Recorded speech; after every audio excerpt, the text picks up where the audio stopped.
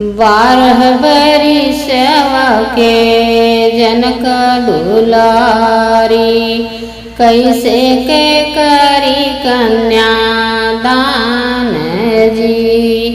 कैसे के करी कन्यादान जी। भीतरा से निकली हाँ बेटी शीतला रानी, सुन बाबा विनती हमारी जी।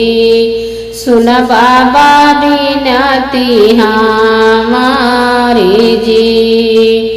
जैसे के बाबा हो तिलक चढ़ाया, वैसे ही कर कन्यादान जी।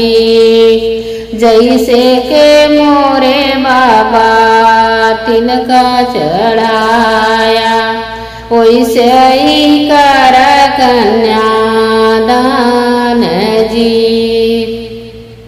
तिलका चढ़ावत बेटी रहे मन में हुलास, दशरथ आहे समाधि हमार जी। दशरथ आहे समाधि हमार जी।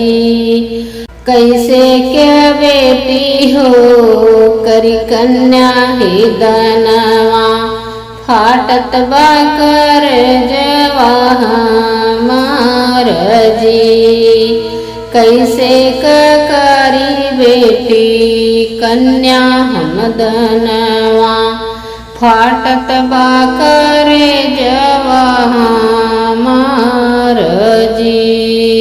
सीता के हाथ राजा राम के दिहले, अब सीता भायु पराई जी। अब बेटी भायु पराई जी। सीता के सिर रामा देह से नूरवा, अब सीता भायु हमारी जी। अब सीता भायु हमारी जी। अवध नगरिया तोहरी हो बेटी, जनकपुर के आयु में हमान जी। अवध नगरिया अब तो हर हुई गई बेटी, जनकपुर के आयु में हमान जी।